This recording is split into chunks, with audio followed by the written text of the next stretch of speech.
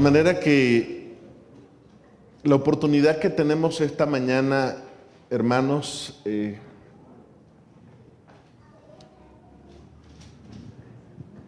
vamos a tener una experiencia de hacer equipo juntos con otras personas también. Me acompaña aquí en la plataforma mi querido Diego Monroy. Diego y yo estaremos predicando juntos. Como ustedes saben, Diego goza del apoyo de Ingrid Valenzuela. Gracias, Ingrid. Y de su madre, Claudia Porras. Gracias. Y quiero agradecerle a Dayan. ¿Dónde estás, Dayan? Gracias. Vamos a orar para encomendar a Dios el estudio de su palabra.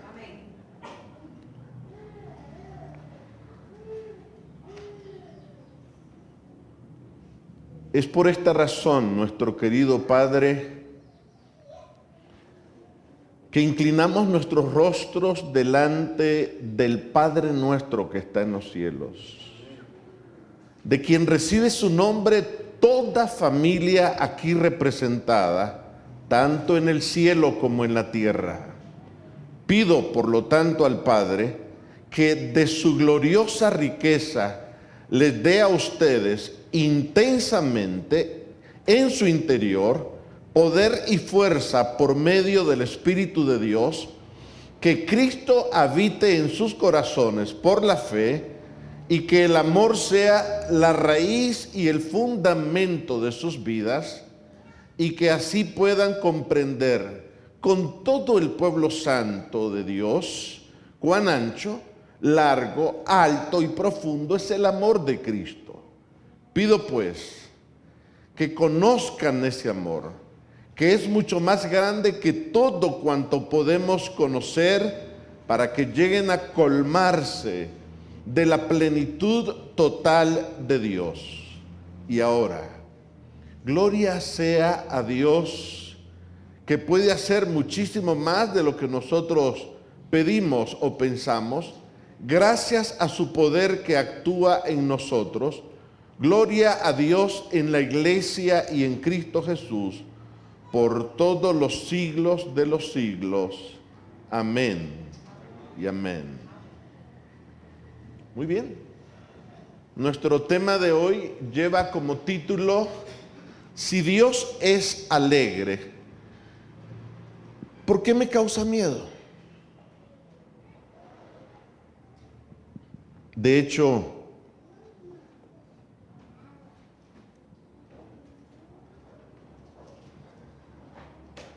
se hizo un experimento para saber qué impacto tenía en la mente de pacientes que estaban atravesando por un dolor crónico, y les iban a medir la intensidad del dolor, si subía o bajaba, mientras a los pacientes les mostraban fotografías de personas. Primero les mostraron fotografías de personas desconocidas, y el indicador del dolor no disminuía, seguía igual, hasta que les mostraron fotografías de la persona que el paciente más amaba, y el marcador indicaba que el indicador del dolor, la curva del dolor, disminuía cuando la imagen que se le ponía frente al paciente era de la persona más cercana al corazón. Todos tenemos un retrato de Dios en nuestro corazón. Ahora, la pregunta es, ¿cómo es Él? Y pregúntate conmigo, ¿me atrae el Dios que veo allí?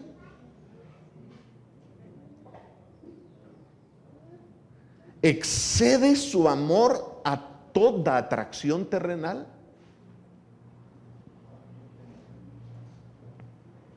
Es más, preguntémonos, ¿cuán alegre puede ser el Dios a quien adoramos?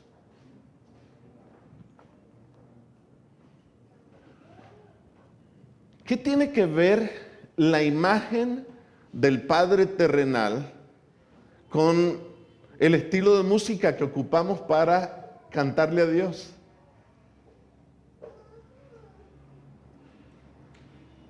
¿En qué medida, si el Padre terrenal que yo tuve era un Padre que no me permitía expresar el gozo, la alegría, el júbilo, y en su lugar me pedía andar a pies juntillas, siéntese, cállese, guarde silencio?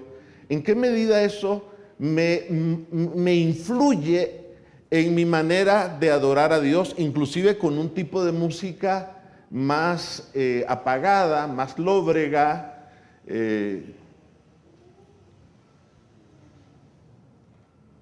Otra vez, ¿cuán alegre puede ser el Dios a quien adoramos?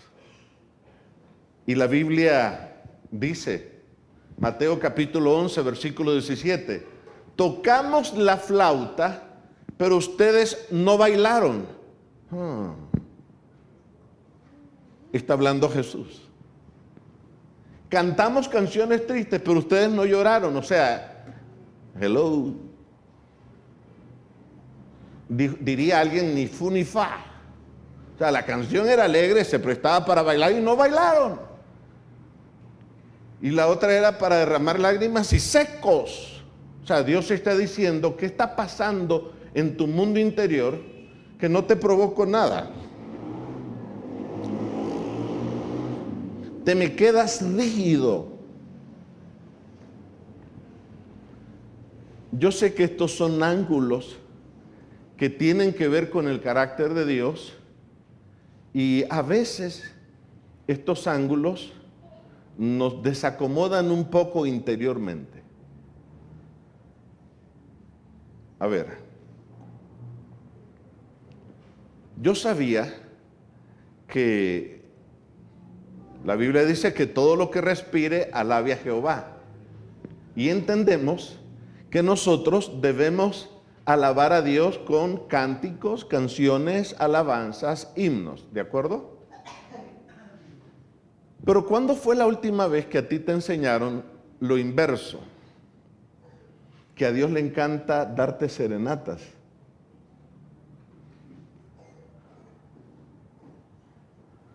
Pastor, ¿no cree que se le está pasando la mano?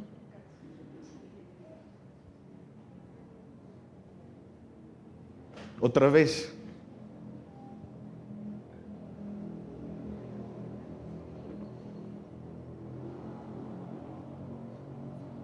¿Qué nos dice de Dios el retrato mental que tenemos de Él? Pastor, disculpe, ¿podría aclarar eso de serenatas? Parece que ya le dio hambre. Dice la Biblia, en el libro de Sofonías, el capítulo 3 y el versículo 17.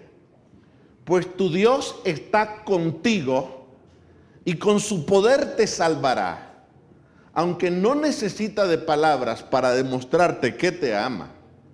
Con cantos de alegría te expresará la felicidad que le hace sentir. O sea, que a Dios le encanta componerte canciones. Wow. ¿Te imaginas llegar un día ante la presencia de Dios y que Él te muestre su celular y te diga, papaito, mira todos los álbumes que tengo coleccionados por canciones que compuse para ti?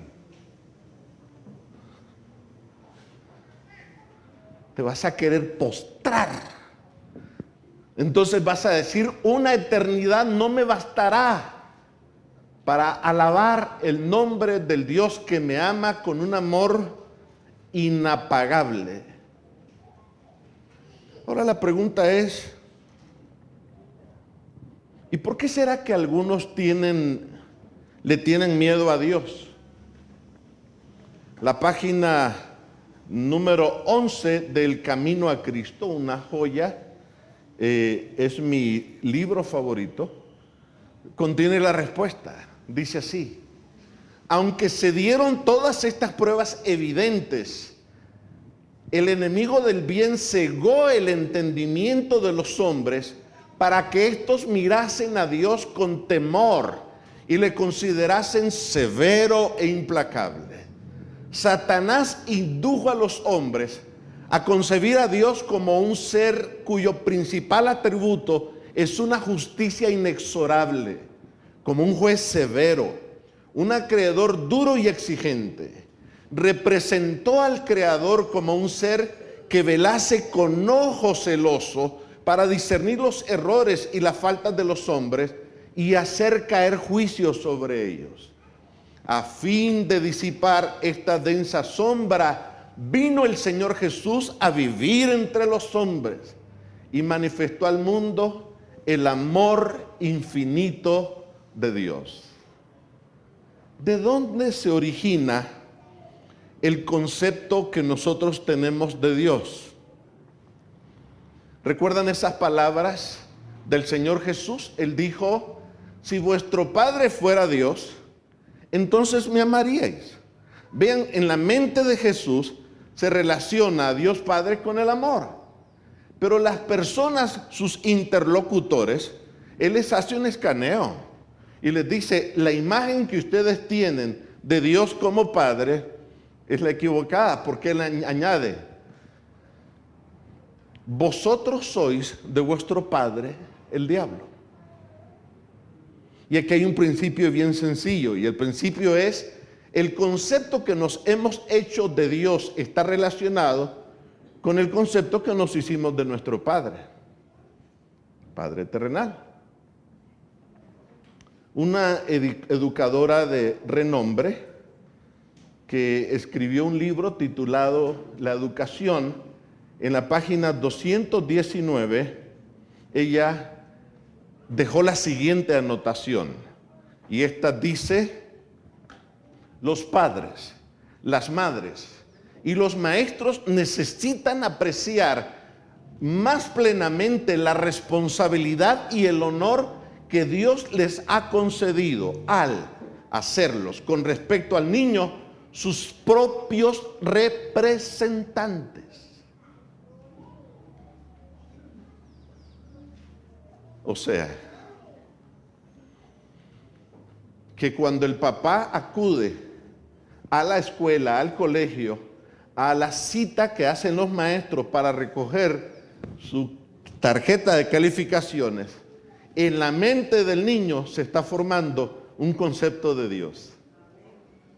Y cuando la maestra recibe la noticia: no, señor, fíjese que no voy a estar, y el niño dice: eso mi papá lo dice muchas veces.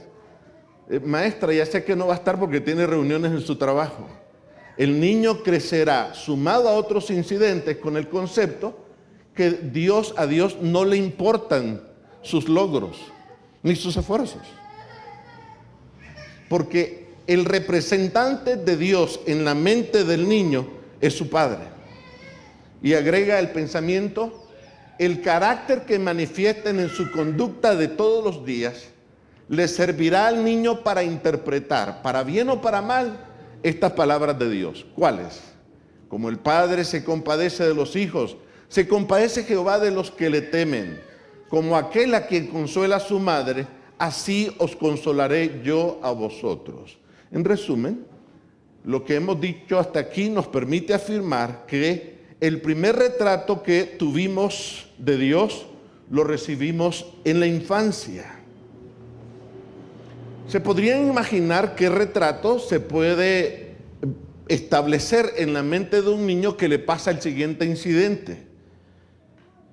Un día, estando en casa, escuché gritos. Mi papá la insultaba. Yo tendría unos 7 años cuando me acerqué hasta el cuarto y los vi. Mi mamá estaba arrodillada y mi papá le había puesto un revólver en la cabeza. Luego quedé parado ahí mirando y tenía tanto miedo que me oriné. papá me vio y se quedó paralizado.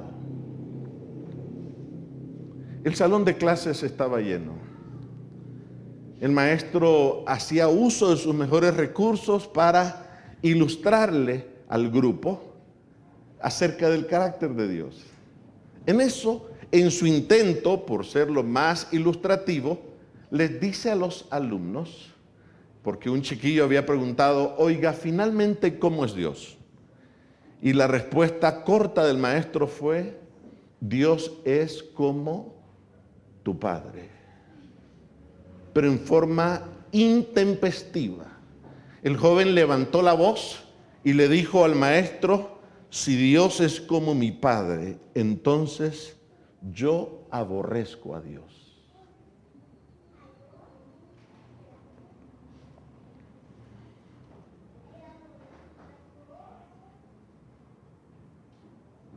John Bishop, el autor de un libro titulado Dios distorsionado, escribió lo siguiente en la página 43 de su libro.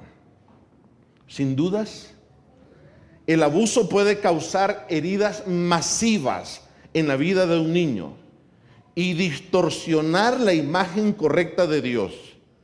Si usted fue maltratado, probablemente ve a Dios como alguien duro y cruel que le hará daño sin razón. Pastor, ya que mencionó la crueldad y que Dios no está a favor de la crueldad en ninguna de sus formas, ¿usted recuerda la ocasión aquella cuando a un par de ancianitos Dios les concedió el milagro de ser padres? Y se le llamó el hijo de la promesa. Y la Biblia dice que Dios decidió pedirle a este papá, que había esperado tanto el cumplimiento de la promesa, que subiera a un monte y que él, el padre, supuestamente Dios le estaba pidiendo que ofreciera a su hijo en sacrificio. ¿Cómo entendemos que Dios es amor y resultó con esta petición? Ahora, debemos entender algo. En aquella época, Dios estaba empezando con Abraham una nueva religión. De hecho, a Abraham se le conoce como el padre de tres grandes religiones mundiales: el Islam, el judaísmo y el cristianismo. Entonces, como Dios está empezando una nueva religión, dice Dios, esta es la oportunidad para enseñarle a Abraham cómo es que vamos a hacer las cosas nosotros. Porque en las demás religiones contemporáneas, los padres, para agradar a su deidad, ofrecían a sus bebecitos pequeñitos en los brazos y brasas del dios Moloch, donde los bebecitos eran consumidos en las llamas del fuego. Entonces dice la Biblia, y nosotros podemos encontrar el incidente, cuando llegaron al lugar señalado por Dios, Génesis 22, 9 al 12, Abraham construyó un altar y preparó la leña. Después ató a su hijo Isaac y lo puso sobre el altar encima de la leña. Entonces tomó el cuchillo para sacrificar a su hijo.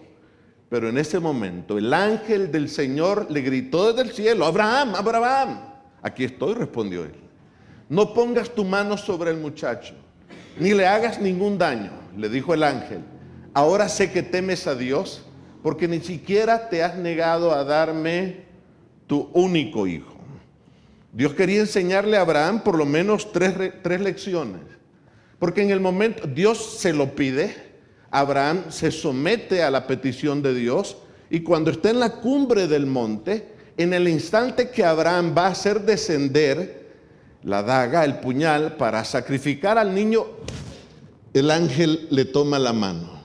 Y en ese momento hacen un eye contact, ojo a ojo. Y el ángel representante de Dios en ese momento le dice, no.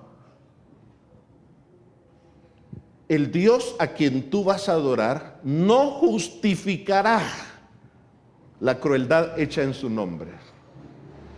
Porque en la mente de Abraham se está formando un contraste. Todas las otras religiones justifican la crueldad en el culto. Con esa lección de vida, Abraham dice, entiendo, aquí no se harán las cosas de esa manera. La segunda lección es que Dios rechazará toda religión que promueva cualquier forma de crueldad humana. Cualquier forma. Y la tercera lección es que la religión de Dios se identifica porque rehumaniza al ser humano.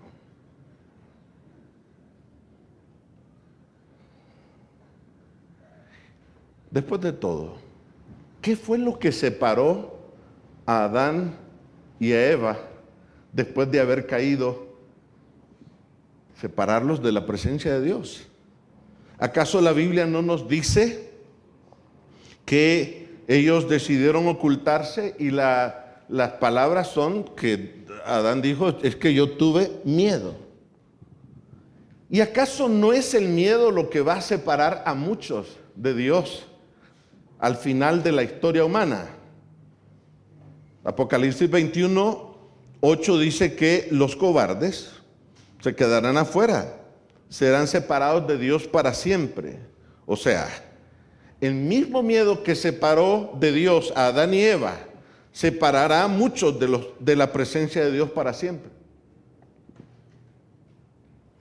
Pastor, ¿cómo entiende usted que los sermones que infunden miedo generan más amenes? Bueno, desde que la humanidad cayó en el pecado, el ser humano se volvió adicto al miedo. ¿Qué dije? Adicto al miedo. El ser humano ha llegado al punto que él paga para que lo hagan sudar, para que lo hagan temblar. Él paga para que le causen miedo. Y hay quienes van al cine o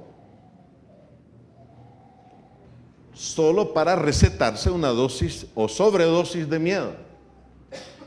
Y hay quienes prefieren que cuando les prediquen les infundan miedo.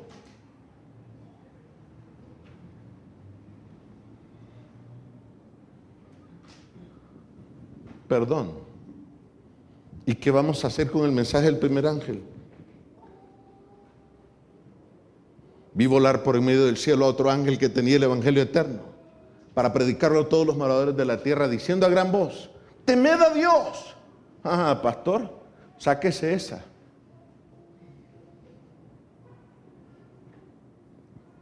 Porque ahora los pastores ya no predican de esos sermones que antes sí se escuchaban. Y el mensaje del primer ángel es claro. Vi volar por en medio del cielo a otro ángel que tenía el evangelio eterno para predicarlo a los moradores de la tierra, a toda nación, tribu, lengua y pueblo, diciendo a gran voz, temed a Dios.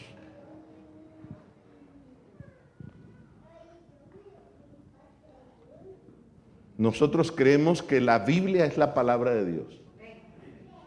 Y la Biblia se explica a sí misma. Preguntémosle a la Biblia, ¿qué significa esto que estamos teniendo en el mensaje del primer ángel? Regresemos a la escena más dramática donde Dios se manifestó en el monte Sinaí. Y que nos explique a alguien que estuvo presente qué significa tener temor a Dios y qué significa sentir miedo de Dios. O sea, alguien que estuvo in situ, que me venga a contar qué es temer a Dios y qué es el miedo a Dios. Dice la Biblia en el libro de Éxodo, y ustedes ya ven, de los versículos 3 al 17 de capítulo 20, están los 10 mandamientos. Pero del 18 al 20 sucedió esto. Cuando los israelitas oyeron los truenos y el toque fuerte del cuerno de carnero y vieron los destellos de los relámpagos y el humo que salía del monte, se mantuvieron a distancia. ¡Wow! ¿Quién no? Temblando de miedo. Entonces le dijeron a Moisés: papaito, mejor háblanos tú. No queremos que Dios nos hable directamente. Así sentimos y nos tiemblan las piernas. Vamos a morir. Entonces Moisés les dijo: no tengan miedo. ¿Tenía bases él? Bueno, ¿cuántos días pasó Dios Moisés en la presencia de Dios? 40. Si hay alguien que lo sintió, que sintió el abrazo de Dios, pues, no, yo sé qué perfume usas. Sí, me tuvo apapachado. Entonces ahora él les dice al pueblo: no tengan miedo, porque Dios ha venido de esta manera para ponerlos a prueba y para que su temor les impida pecar. Ojo, ¿qué significa esto? En primer lugar, lo que Moisés nos está diciendo, Dios a través de él, es que hay una diferencia entre el temor a Dios y el miedo a Dios. Es decir, si tú leyeras la Biblia por primera vez y lees esos pasajes, te das cuenta que es diferente temer a Dios de sentirle miedo a Dios. Segunda aclaración: el miedo a Dios aleja a la gente de Dios. ¿Cuántas veces te has encontrado con un tu chamo, con un tu amigo, y te dice: yo a la iglesia les cae fuego si yo llego? Y hay algo por dentro que te dicen: sí, vos tenés razón, yo ahí te cuento. Porque en la mente de la gente, en el colectivo, está instalado un concepto de Dios. Y lo que la Biblia me está diciendo aquí es que el miedo a Dios aleja a la gente de Dios. El pueblo está diciendo: cerquita no lo queremos. Usted vaya, mami. Usted reza por nosotros. Ahí usted le pide a Dios, el Señor la va a escuchar. Y hay una tercera lección, y es que el temor a Dios aleja a la gente de lo dañino.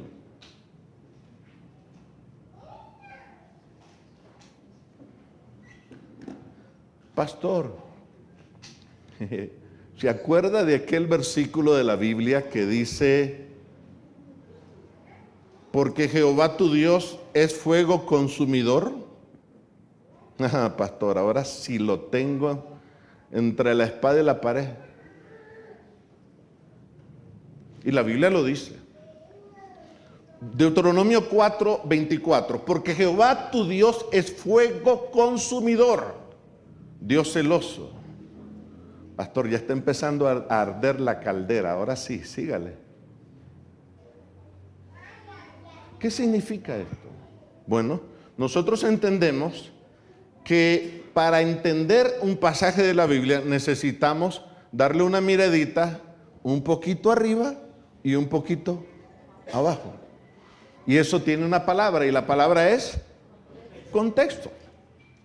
Y desafortunadamente muchas personas sinceras encuentran un versículo y lo disparan en las redes sociales. Ya te bajé. Porque en su mente se usa la Biblia no para mostrar el carácter de Dios, sino para, ¿viste quién tiene la razón? ¿Cómo entendemos esta parte de la Biblia? Bueno, vean lo que la Biblia me está diciendo. Lo primero que la Biblia me está diciendo es que el fuego de Dios tiene que ver con su celo, ¿cierto? Así, sencillo. El fuego de Dios tiene que ver con su celo. Ahora, ¿y por qué dice que Dios es celoso? Porque Dios te ama tanto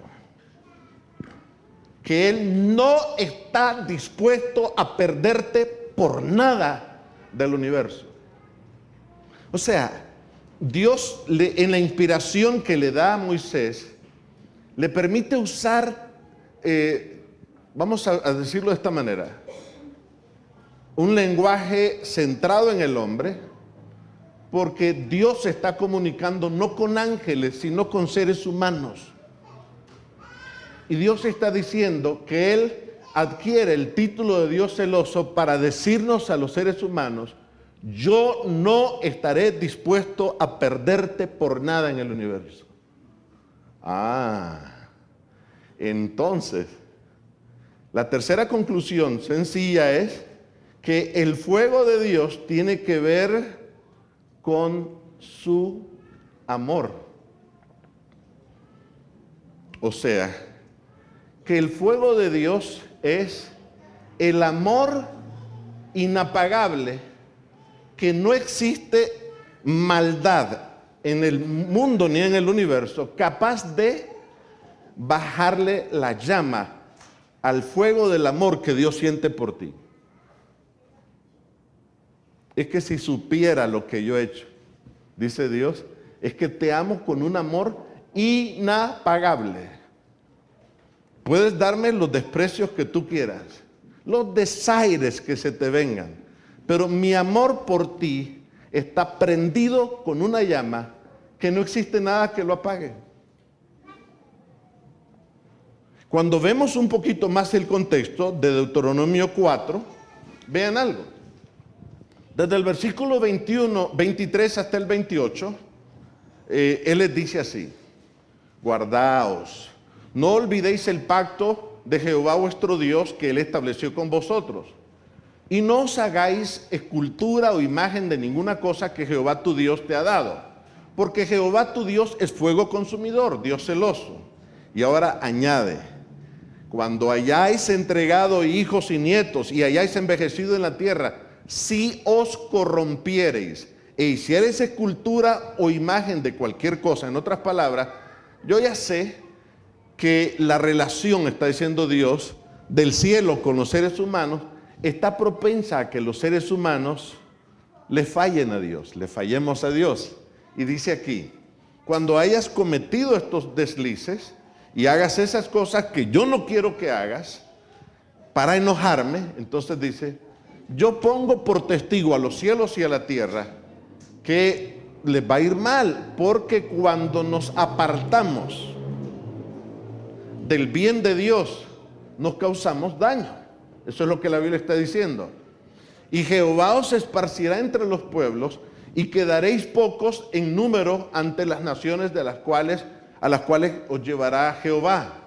Y ahí ustedes van a servir a dioses hechos de hombres. ¿Por qué?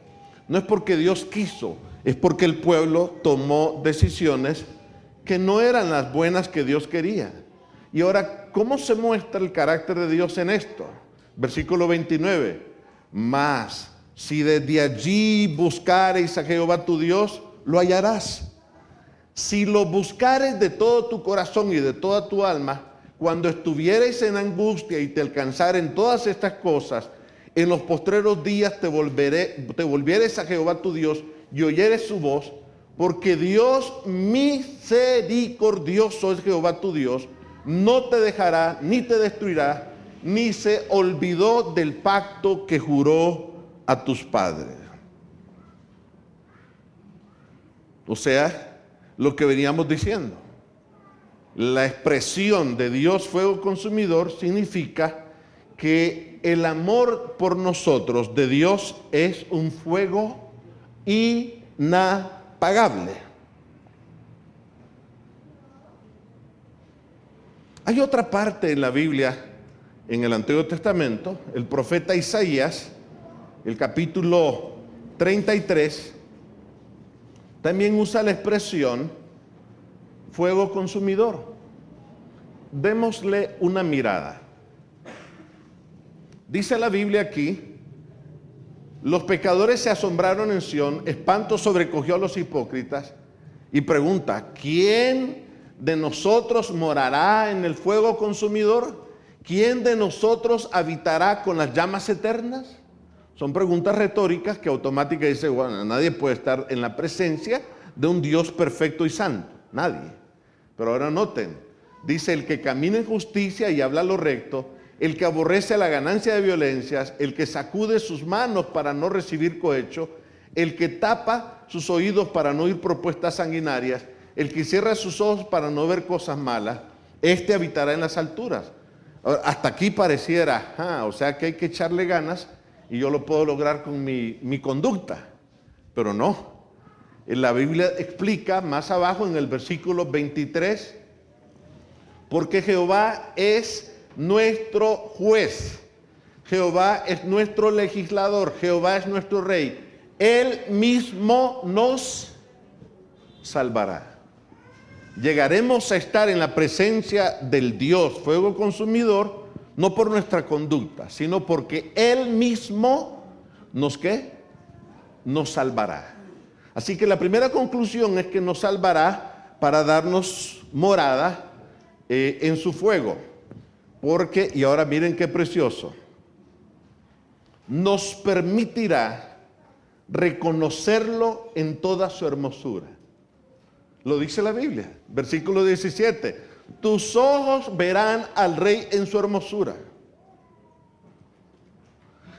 Como ustedes y yo estamos notando, el propósito de la Biblia al describirnos a Dios como fuego consumidor es para que aprendamos a ver su hermosura. A ver, deme un ejemplo, ¿cómo podemos nosotros contemplar la hermosura de Dios? Bajo la figura de que Él es el fuego consumidor, ¿ok? La Biblia nos da ejemplo de esto, ¿ok? Todos nosotros, y vean cómo contemplamos la hermosura de Dios. Todos nosotros nos acordamos que el fuego consumidor de Dios descendió sobre un matorral cuando la zarza en el desierto frente a Moisés estaba ¿qué? ¿Y qué le pasó a la zarza? No sé qué. No se consumió. ¿Por qué? Porque lo que la Biblia quiere que yo entienda es que el fuego de Dios no daña lo que está a su servicio.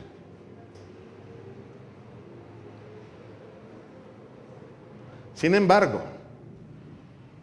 la Biblia sí dice que la semilla del mal que tanto daño le ha hecho a la humanidad, Dios va a usar su fuego para desaparecerla desde la raíz. Y la promesa en Nahum 1, 9 y 10 es que el mal será consumido como hojarascas y será consumido completamente. ¿Por qué? Porque Dios no se va a vengar dos veces de sus enemigos. Y esto me lleva a la otra conclusión, y es que el fuego de Dios solo destruye aquello que nos destruye a nosotros.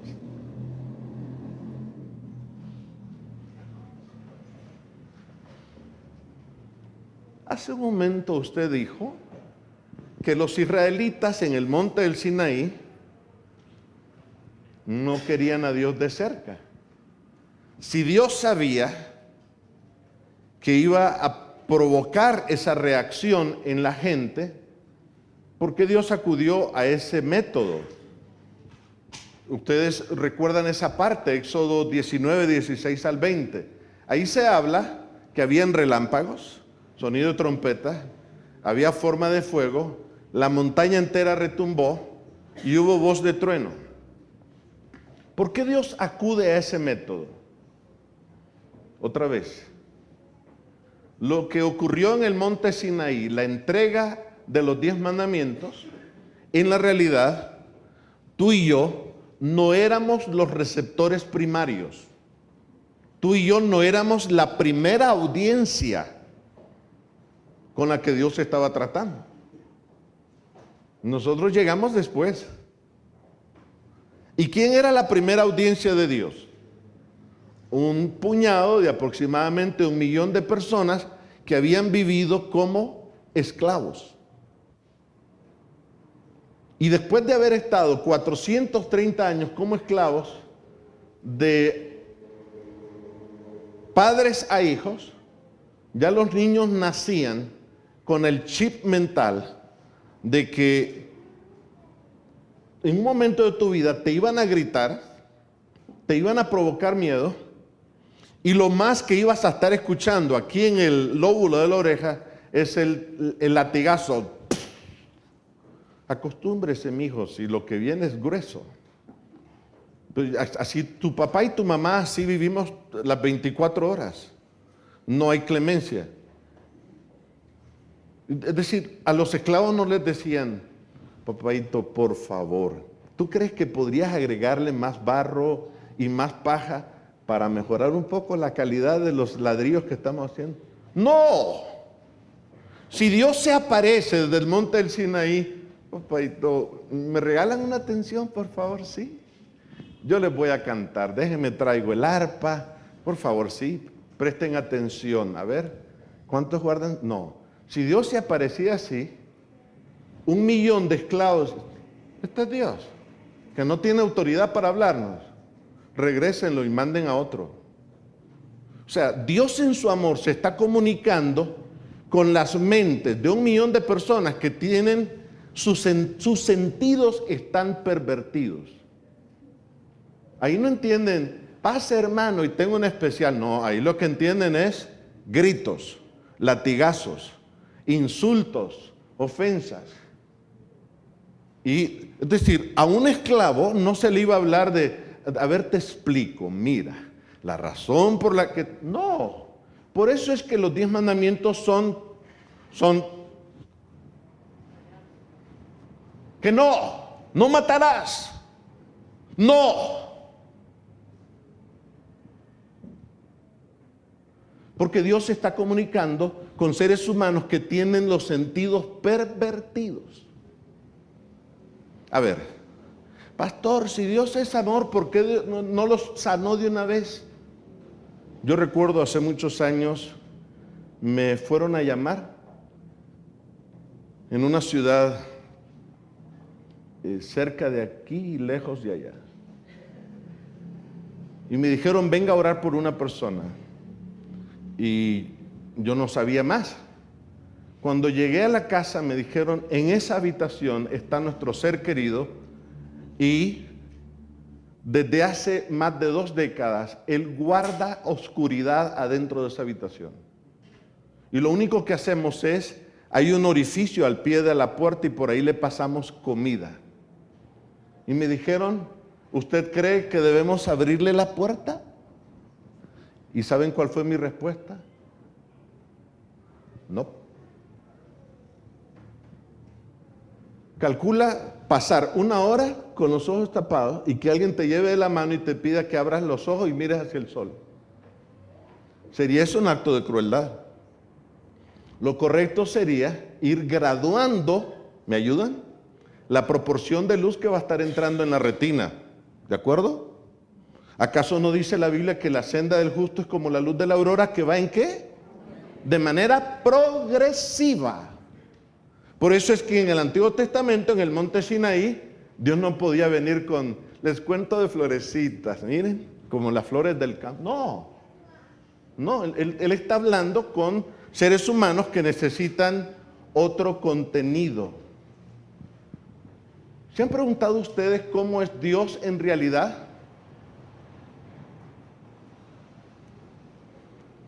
El niño había entrado a la catedral y empezó a mirar que habían veladoras encendidas por todos lados. Y en su mentecita, esta es la casa de Dios, digo, oye, es el cumpleaños de Dios. Y empezó a apagarle todas las velas a las imágenes que estaban. Y él solo empezó a cantar el Happy Birthday. Y cuando terminó cansado, él se fue agradecido porque le había ayudado a Dios a apagar las candelitas. De manera que salió del templo y se fue a su casa. Y tras que él llegó, la mamá salió, era el sacerdote del pueblo.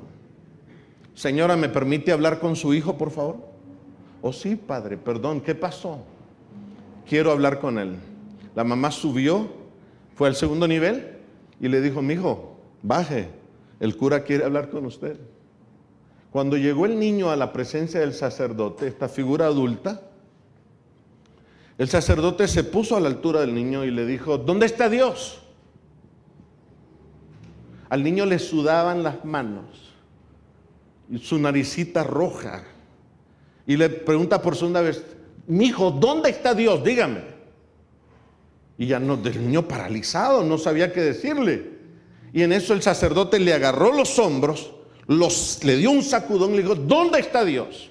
El niño se le zafó de los brazos, llegó a la presencia de su mamá al segundo nivel y le dijo, mamá, los adultos han perdido a Dios y piensan que yo lo escondí.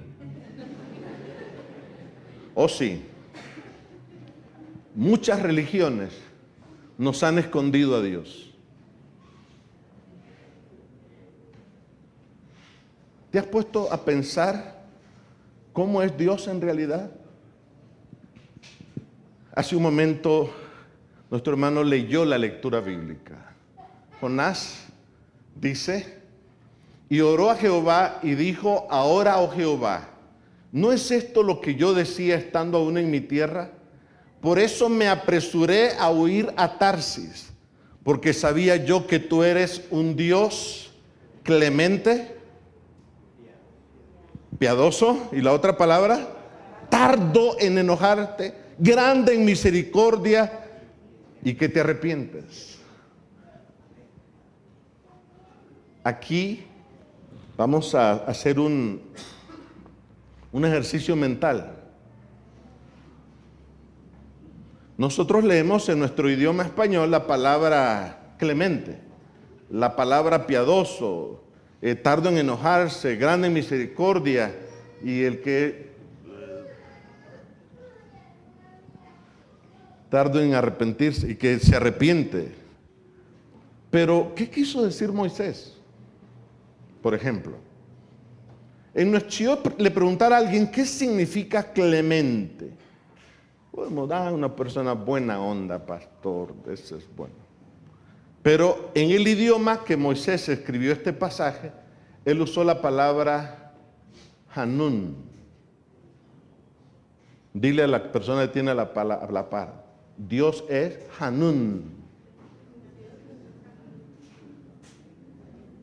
La palabra Hanún es la primera. La segunda palabra donde leemos que Dios es piadoso, la palabra hebrea es Rahum. La tercera palabra me gusta más todavía, Apayim. La cuarta palabra es Gesed. Y la quinta es Naham. Bueno, en el idioma hebreo, cuando tú te encuentras con un amigo muy cercano, con alguien que está pasando un momento difícil, tú le dices en el idioma hebreo, acuérdate que yo soy tu Hanún. Lo que a ti te haga falta y yo lo tenga es tuyo. Moisés lo describió allá en Éxodo 34. Ahora Jonás está describiendo que Dios es tan cercano, es como un amigo. Es un poco difícil usar esta otra palabra, pero es la mejor palabra. Es el cuate. Yo sé que a algunos esto les provoca ruido, pero es el hebreo, no soy yo. Dios es el Hanún, que es el Dios que está dispuesto a hacerte los favores y darte los regalos que tú necesites. La otra palabra, y esta me gusta más, ¿dónde están las mujeres en la iglesia hoy? Cuando Moisés quiso describir que Dios era piadoso, ¿saben qué palabra usó Moisés? Con el vocablo Rahum. El vocablo Rahum significa la matriz de la mujer. O sea, el sitio más calientito y más seguro para un bebé, donde la madre está dispuesta a que le pase todo, pero que nada toque a la criatura que trae en su vientre. Dios es nuestra matriz. Y eso significa la palabra Rahum. La tercera me gusta más. Es la palabra apayim. Nosotros leemos en español que es tardo en enojarse. Pero apayim, literalmente, ¿saben qué significa? Describe a una persona que tiene la nariz larga. Ya les voy a decir por qué. En la cultura hebrea y en el idioma hebreo, por eso es que Dios escogió el idioma hebreo, por ser tan rico, tan abundante. Cuando una persona se enojaba, se decía, ya se le puso roja la nariz.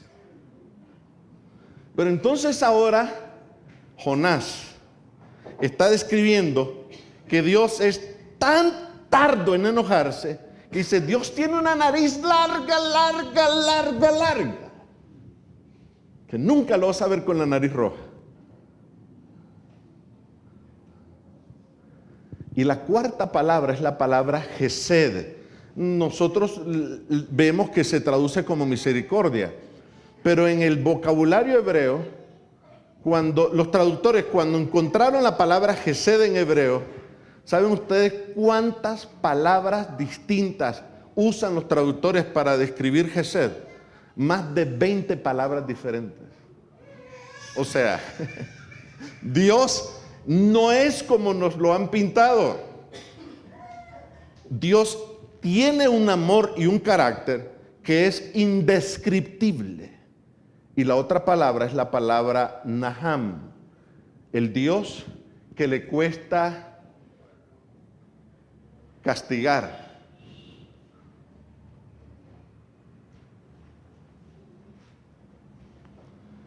¿Alguna vez tú has escuchado a alguien decir, y así con nostalgia, qué lindo sería que Dios nos hablara como lo hacía en el Antiguo Testamento? ¿Han oído personas así que suspiran? ¡Wow! ¿Cómo han cambiado los tiempos?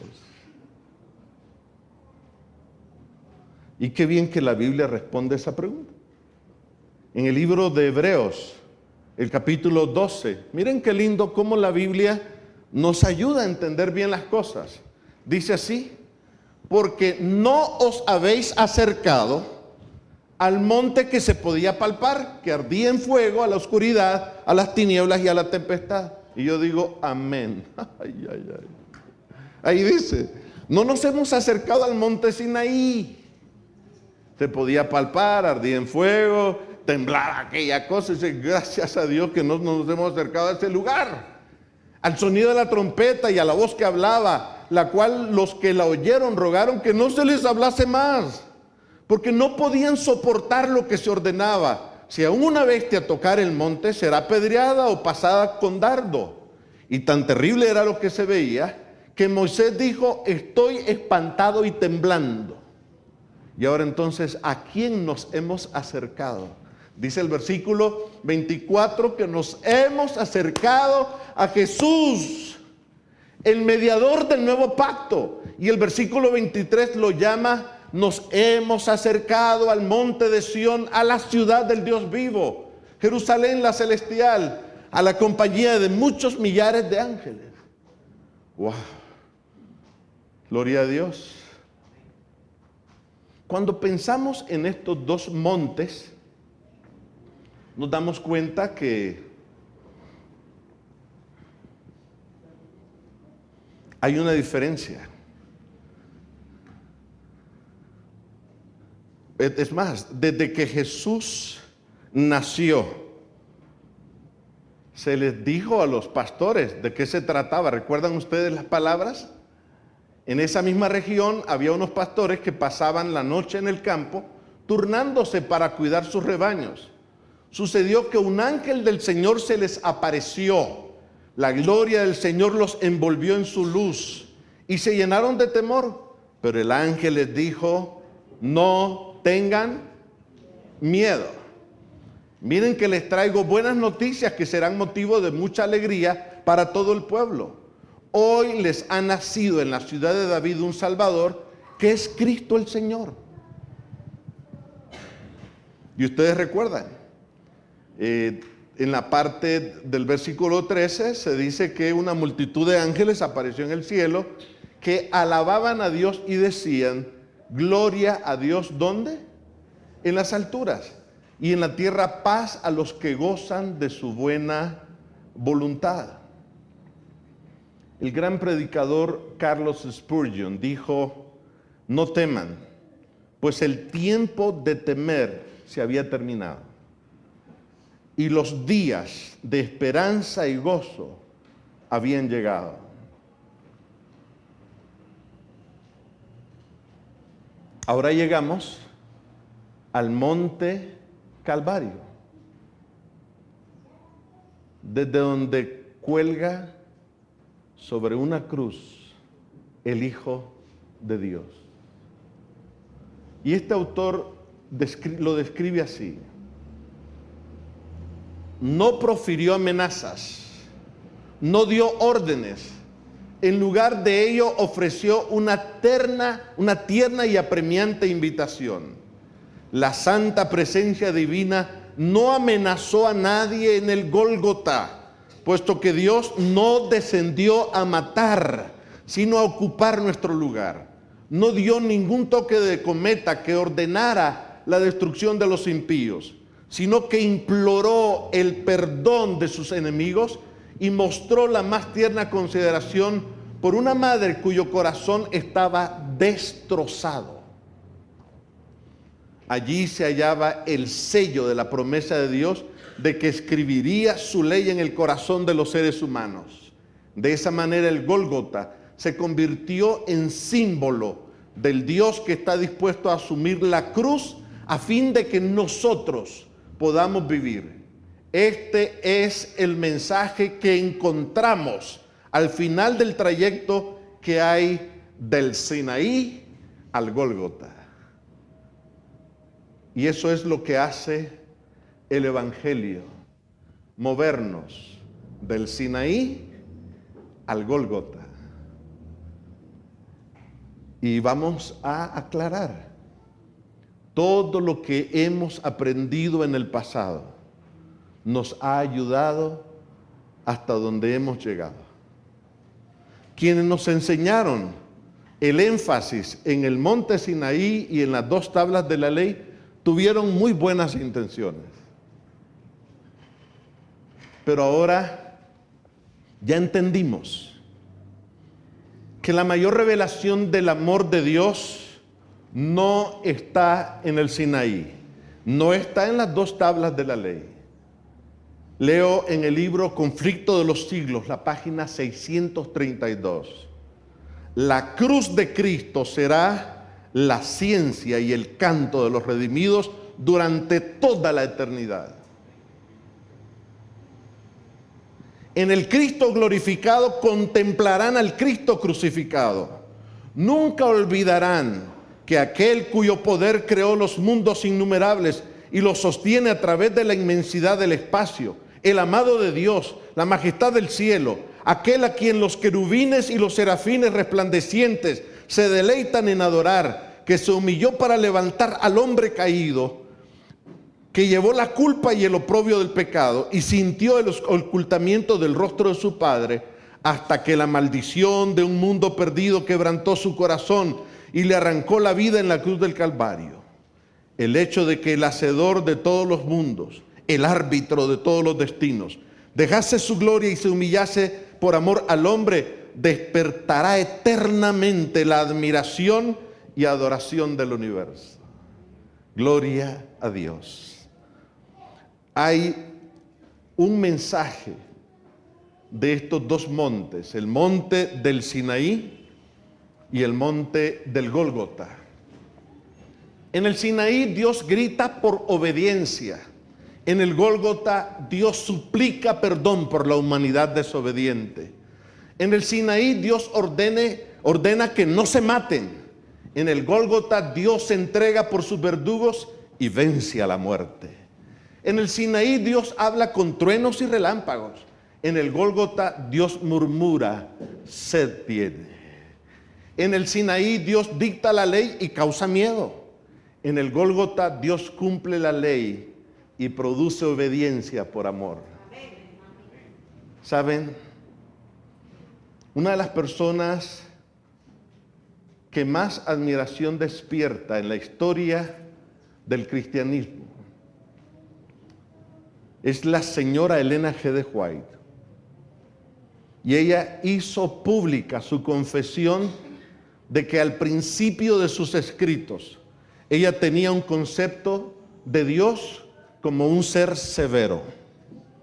Y muchas personas que leen los escritos de ella, de la época cuando ella tenía un concepto equivocado de Dios, se aferran a esas líneas. Pero ella llegó a reconocer cuán errado era su concepto de Dios. ¿Algún problema con esto? Ninguno.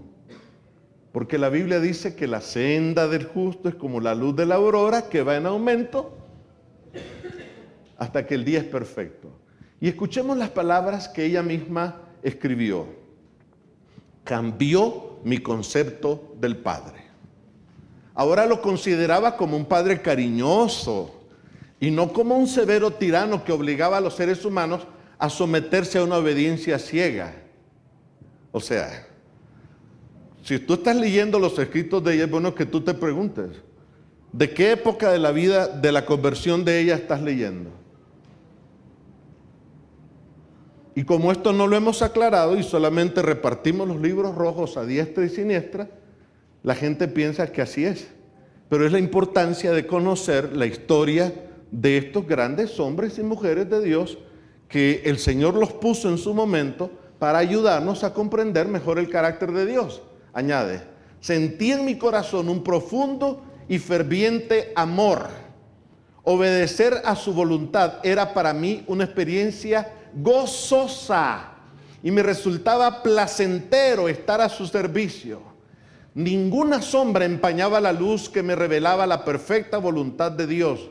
Sentí la seguridad que provenía del Salvador que había establecido su morada en mi interior y comprendí la verdad de lo que Cristo había dicho: el que me sigue no andará en tinieblas. O sea, démosle gracias a Dios porque esta cristiana, una mujer muy admirable, llegó a hacer pública su confesión de cuán equivocada estaba ella de la manera en que había concebido a Dios. Lo que nos da a nosotros la tranquilidad que estamos frente a un personaje que procuró vivir con transparencia su vida cristiana. Y nos enseña a nosotros que podemos darle gracias a Dios por las bases que hemos tenido, pero siempre hay espacio para seguir creciendo en nuestra comprensión del carácter de Dios. El mejor autorretrato de Dios está solamente en el Señor Jesucristo. Escribió el apóstol Pablo estas palabras: porque Dios, que mandó que de las tinieblas resplandeciera la luz, es el que resplandeció en nuestros corazones para iluminación del conocimiento de la gloria de Dios en la faz de Jesucristo. Hermanos,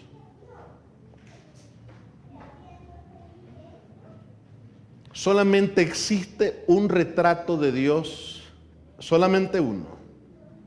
Y esto aparece en el comentario bíblico, el tomo 7. Dice, tenemos un solo retrato perfecto de Dios y este es Jesucristo. O sea, tenemos el privilegio de conocer a Dios porque Dios decidió descender para que la humanidad supiera a qué sabe sentir el abrazo de Dios. Para que la humanidad supiera a qué sabe comer del mismo plato que come Dios. Para que la humanidad supiera a qué sabe amanecer con Dios viendo una noche estrellada. para que la humanidad conociera al Dios que se hizo tan frágil con tal de venir a salvarnos. Es por esta misma razón que el reconocido poeta intentó plasmar lo que provoca a Dios y lo dijo así: no me mueve mi Dios para quererte el cielo que me tienes prometido, ni me mueve el infierno tan temido para dejar por eso de ofenderte. Tú me mueves, Señor. Muéveme el verte clavado en una cruz y escarnecido. Muéveme ver tu rostro, ver tu cuerpo tan herido. Muéveme tus afrentas y tu muerte. Muéveme en fin tu amor, y en tal manera que aunque no hubiera cielo yo te amara, y aunque no hubiera infierno te temiera. No me tienes que dar porque te quiera, pues aunque lo que espero no esperara, lo mismo que te quiero, te quisiera. Lo entendimos.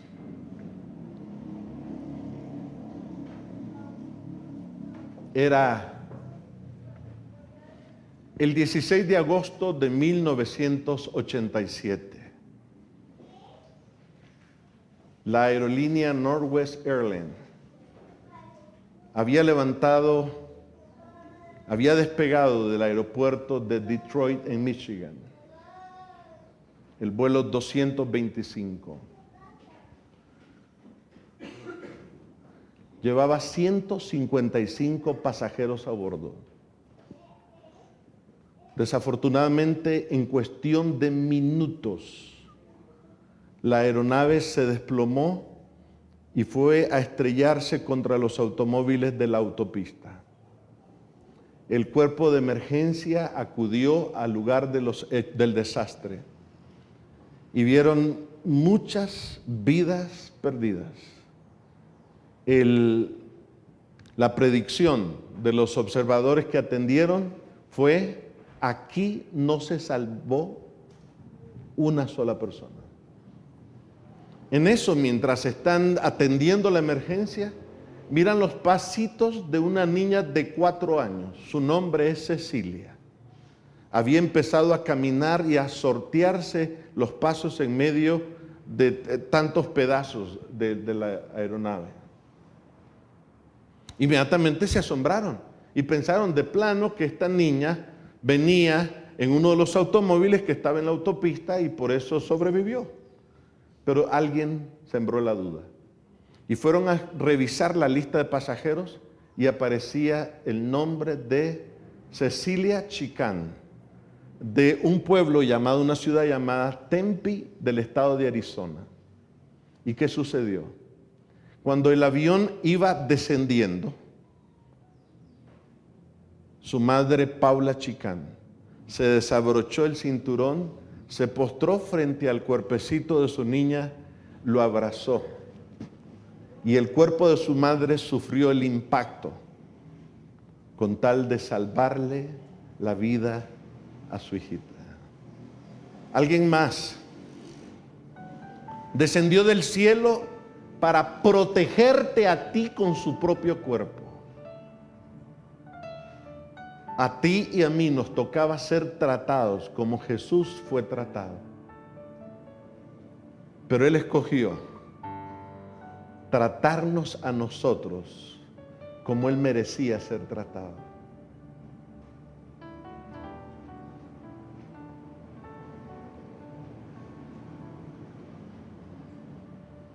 ¿Qué te despierta cuando piensas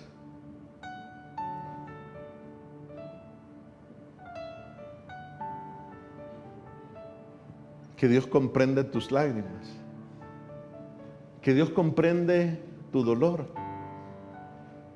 que Dios te ama, que Dios sabe que has llegado al límite y no sabes qué hacer con tu vida? Y Él quiere arroparte con sus brazos, abrazándote, porque Él te susurra al oído: yo comprendo tus lágrimas, porque yo te amo con un amor inapagable. Lo más precioso que tiene nuestra iglesia son los jóvenes y los niños. Y Diego es una muestra de lo capaces que son nuestros muchachos. Diego ha predicado un sermón sin decir una sola palabra. Y él y yo nos hemos puesto de acuerdo. Él está detallando el rostro de Jesús, pero él está cargando a alguien. Y le he pedido que el rostro de ese alguien no lo detalle. En la tarde va a estar el dibujo completo disponible. Aquellos jóvenes que quieren verse reflejados, vamos a abrir un espacio en el rostro para que puedan hacerse un selfie, porque quienes son consentidos por Dios sobre todas las cosas son nuestros niños y jóvenes. Para que lo publiques en tus redes sociales, que la consentida de Dios eres tú, el consentido de Dios eres tú. Alabo el nombre de Dios por el ministerio de Diego. Diego, cuando Dios te creó, Dios se inspiró. Tú eres la cosa más preciosa para Dios. Te amamos y tu iglesia te ama. Amén. Hermanos, vienen cosas lindas para los jóvenes de esta iglesia. Cosas increíbles. Esto es solamente una muestra, Dayana. Falta mucho más. Y estoy seguro que, pastor, vendrán muchas más almas, muchos más jóvenes a los pies de Jesús. Cuando el pastor los reunió y me preguntó que qué yo les quería decir a los jóvenes, les dije que me los quiero llevar a todos. Son una fuerza viva y Dios va a hacer cosas increíbles con ellos. Alabo el nombre de Dios por el ministerio de los jóvenes de esta iglesia. Sigan adelante y sigamos trayendo más almas a los pies de Jesús. Vamos a inclinar el rostro y vamos a orar. Padre, queremos darte las gracias porque podemos decir: hasta aquí nos ha ayudado Jehová. Queremos darte las gracias porque nos has sacado de las tinieblas a la luz admirable. Y gracias porque lo has hecho y lo haces con paciencia, con consideración, con misericordia, con tacto. Y en tu didáctica de amor has bajado desde el trono a la cruz para alcanzarnos en nuestro dolor con el idioma que mejor podemos entenderte. Señor, queremos encomendarte a cada familia aquí representada. Queremos, Señor, darte las gracias por el ministerio de nuestro pastor Eddie, por su esposita, la hermana Rosa, por sus 2 hijos. Te pedimos, Señor, que tu mano de amor los cubra y que tú puedas mostrarles tus sendas, tus caminos para tu honra y para tu gloria. Y a ti te decimos en esta hora: Jehová te bendiga y te guarde. Jehová haga resplandecer su rostro sobre ti y tenga de ti misericordia. Jehová alce sobre ti su rostro y ponga en ti paz.